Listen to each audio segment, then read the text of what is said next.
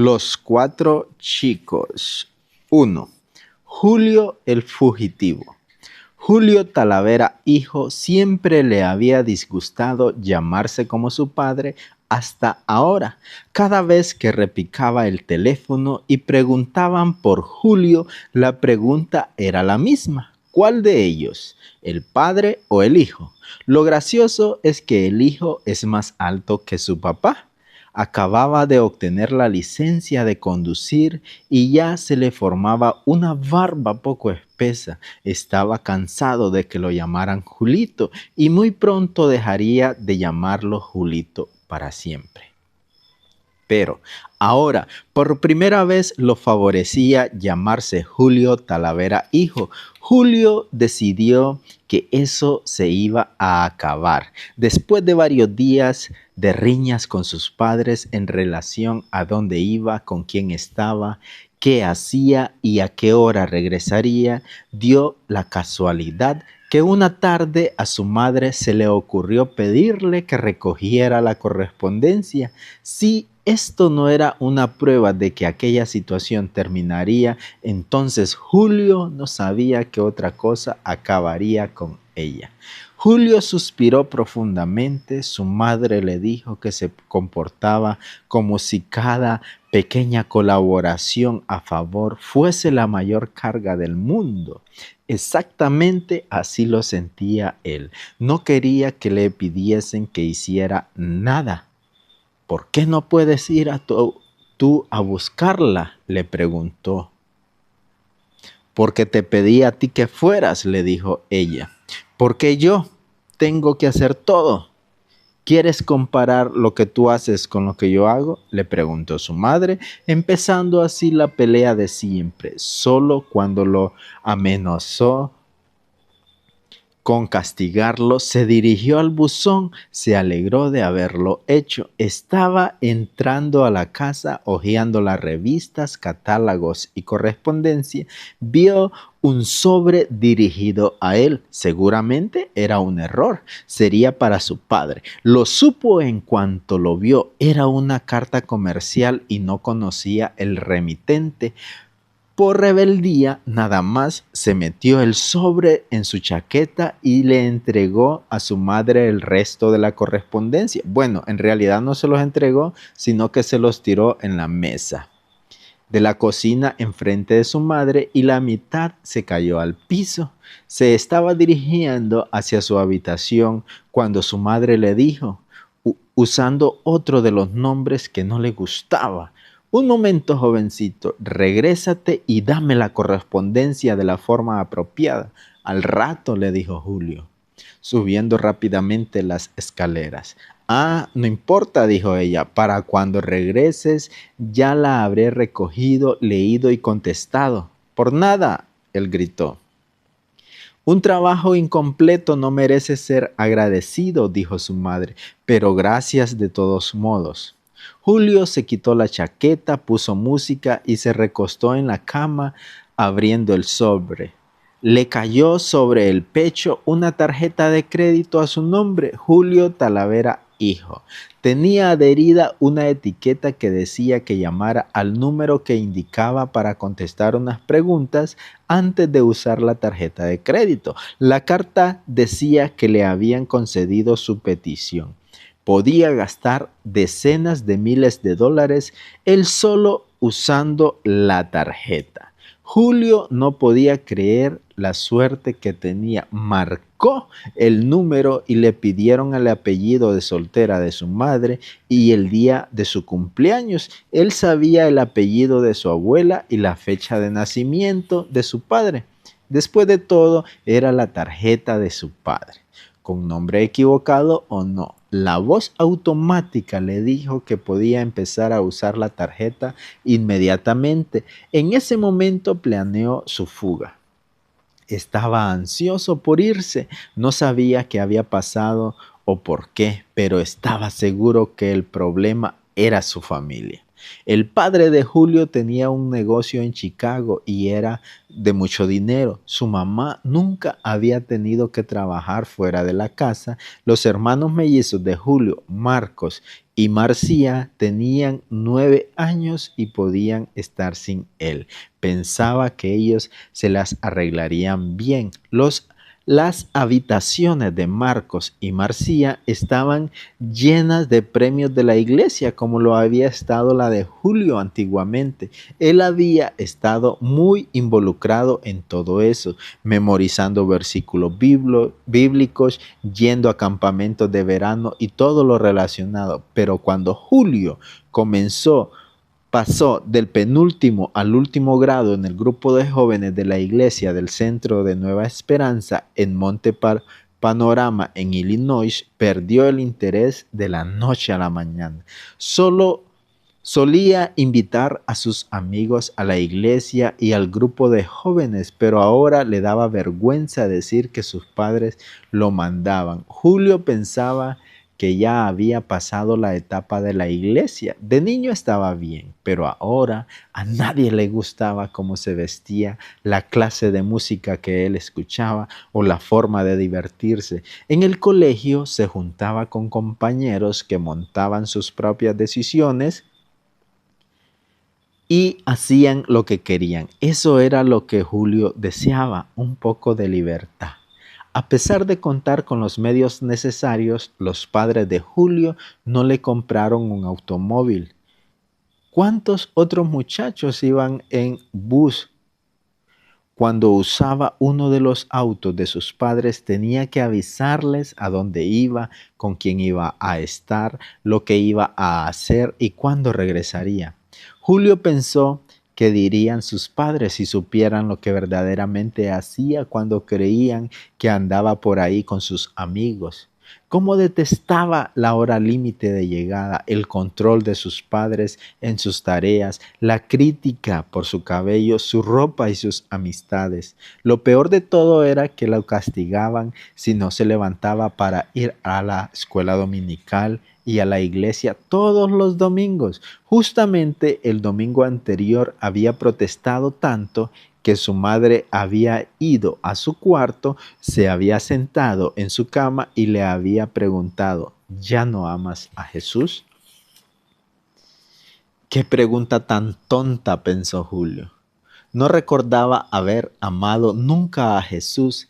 Si le habían gustado todas las historias y sabía muchos versículos, pero amar a Jesús, amar a Dios, eso era para niños y ancianas. Pero ¿qué le podía decir a su madre? Si quieres saber la verdad, voy a la iglesia para poder salir los fines de semana y usar el auto, le dijo Julio. Eso no era precisamente lo que la madre quisiera haber oído. Está bien, olvídalo, le dijo. Me puedo quedar en casa, replicó Julio.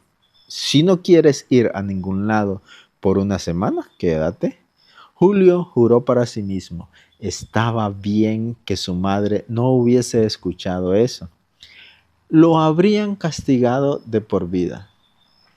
En la escuela dominical, Julio estuvo incómodo, se vistió con ropa que sus padres apenas aprobaban y se mantuvo lo más alejado posible de los chicos buenos. Eran unos perdedores, nunca se divertían. Julio no sonrió, no llevó su Biblia, no miró al maestro, no dijo nada. Cuando el maestro le pidió su opinión, se encogió de hombros. Quería que todos supieran que estaba ahí por obligación. En la iglesia, cuando su padre no lo miraba, holgazaneaba en el asiento. Quería esconderse en sí mismo y poder resistir hasta el final del servicio dominical. No cantó, no inclinó la cabeza al momento de orar, ni cerró los ojos. Nadie dijo que eso fuera una regla. Simplemente Julio estaba intentando ser diferente. Estaba muy lejos de todo aquello. Como de costumbre, el pastor Bernardo siguió insistiendo con sus mensajes acerca del rapto. Algún día, dijo, Jesús regresará para llevarse al cielo a sus seguidores. Quienes los hayan recibido desaparecerán en un pestañear. Vamos a desaparecer delante de los incrédulos. No será un grandioso día para nosotros y un día terrible para ellos. El bondadoso pastor habló de lo importante que es que todos estemos seguros de nuestra posición ante Dios y que pensemos y oremos por los amigos y los seres queridos que no están listos. El secreto de él era que nunca había creído en nada de eso. Había tenido muchas oportunidades. En la escuela bíblica dominical de vacaciones, sus amigos habían orado y habían recibido a Cristo. A Julio le dio vergüenza y les dijo que él ya lo había hecho en su casa. Unos años después, en un campamento de jóvenes de la iglesia, él se sintió culpable y pecador cuando un joven predicador habló de los chicos de la iglesia que no eran verdaderos creyentes, cristianos. Él quiso pasar al frente de verdad, pero lo acababan de nombrar el campista de la semana por haber memorizado unos cuantos versículos y por haber sido el más rápido en encontrar los versículos en la Biblia. ¿Qué diría la gente?, pensaba Julio para sí mismo. Julio sabía que no tenía que pasar al frente ni hablar con alguien para recibir a Cristo. Sabía que lo podía hacer solo. Podía orar con sinceridad y pedirle a Dios que perdonara sus pecados y hacer de Jesús el Señor de su vida. Pero después, cuando se acabó la reunión y se enfriaron las emociones, se dijo a sí mismo que era algo que podía hacer en cualquier momento. A los 12 años fue cuando se sintió más culpable. Sus compañeros de la escuela dominical se enlistaron para bautizarse. Su maestro y el pastor Valladares les enseñaron que este era un acto de obediencia a Cristo, un paso que tomaban los cristianos para declararse seguidores de Jesús. A medida que se bautizaban, les pedían que comentaran cuándo había recibido a Cristo. Julio hizo lo impensable, citando versículos, armó una gran historia de cuando se había convertido una vez él solo en un campamento. Se sintió culpable unas semanas por haber dicho eso y nunca tuvo las agallas de decírselo a sus padres o a su maestro de escuela dominical. Algo le impedía confesarse con Dios y arreglar las cosas con Cristo. Ahora tenía 16 años y pensaba y sentía cosas que creía que nadie podía entender. Estaba aburrido de su iglesia, desalentado con sus padres y orgulloso en secreto de no ser parte de la congregación. Iba a la iglesia porque tenía que ir, pero llegaría el día en que tomaría sus propias decisiones. Con ese pequeño error de la tarjeta de crédito, Julio Talavera, hijo, tenía un boleto a la libertad. Había visto a su padre sacar dinero en efectivo del cajero automático del banco usando la tarjeta y sabía que con esa tarjeta mágica se podía pagar casi todo. Por supuesto, un día llegaría el estado de cuenta y sus padres se enterarían por dónde había estado, pero para entonces pondría unos cuantos kilómetros de distancia entre él y sus padres. Por varios días, Julio fue extrayendo el dinero que pudo y lo guardó con el pasaporte que había obtenido el año anterior cuando su padre lo llevaron a Asia en un viaje de negocios. Ese viaje no había sido de su agrado y se había encargado que su padre lo supiese cada vez que le era posible. Finalmente, Julio padre se dio por vencido en su intento de convencer a Julio hijo de que esta era la oportunidad de su vida. Íntimamente tuvo que admitir que le gustaban los hoteles, las comidas y hasta el ir de un lado al otro en las ciudades extranjeras con diferentes culturas e idiomas, pero no se lo iba a decir a su papá. Julio sabía que su papá lo había llevado en ese viaje para alejarlo de sus nuevos amigos, los que su mamá llamaba influencias malignas. Se suponía que fuese un tiempo para que su papá y Julio, hijo, se compenetraran. Fuera lo que fuera, su papá lo intentó. Tenía que admitirlo, pero no hubo lazos. Él se pasó con el ceño fruncido, quejándose, discutiendo y pidiéndole que volviera a casa. Por lo menos eso le sirvió para tener su pasaporte, que junto con la licencia de conducir y la tarjeta de crédito le daban libertad completa. Un amigo le había dicho que aparentaba tener 21 años y que tendría que conseguirse una identificación falsa para poder comprar bebidas alcohólicas en Illinois. Fue más barato y más fácil de lo que pensaba conseguir una copia de su identificación y su pasaporte con otra fecha de nacimiento. Su plan era tomar el dinero que había estado guardando y dirigirse una noche al aeropuerto internacional O'Hare. Tomaría el primer avión a cualquier país donde se hablara su idioma. De ahí en adelante su plan no era muy claro. Una cosa era segura, no iba a tener que mendigar, iba a vivir en primera clase. Él se había convertido en un criminal. Se decía a sí mismo que no tenía miedo. Quebrantar la ley solo lo fortalecía en su plan y comenzó a justificar las razones por las que tenía que irse de casa lo antes posible. Mientras hacía los planes se irritaba más y más. Estaba en contra de todo lo que sus padres hacían o decían. Era malo y sarcástico. Un día, después de clase, su hermanito entró a su cuarto. ¿Qué quieres?, le preguntó Julio a Marcos. Quería hacerte una pregunta. ¿Sigues siendo cristiano?, le dice Marcos. Por supuesto, mintió Julio. ¿Por qué? Me parece que no eres feliz ni te portas como un cristiano. ¿Por qué no te vas de aquí y te preocupas en tus asuntos?, le dice Julio. ¿Te enojarías conmigo si oro por ti?, le dice Marcos. No gastes saliva. ¿Sabías que haces llorar a mamá? Ella tampoco tendría que gastar sus lágrimas. Julio, ¿qué pasa?, le dice Marcos. Antes te importaba. Fuera, sal de aquí, le dice Marcos. Marcos salió pálido y con lágrimas en los ojos. Julio meneó la cabeza, disgustado, y se dijo que a Marcos se le pasaría la estupidez con el tiempo. Yo era así, pensó. Qué gansa, ¿no? Julio metió su ropa preferida en la mochila del colegio y bajó las gradas rápidamente. ¿Y usted a dónde cree que va?, le dice su madre. Siempre tendría que hablarle así.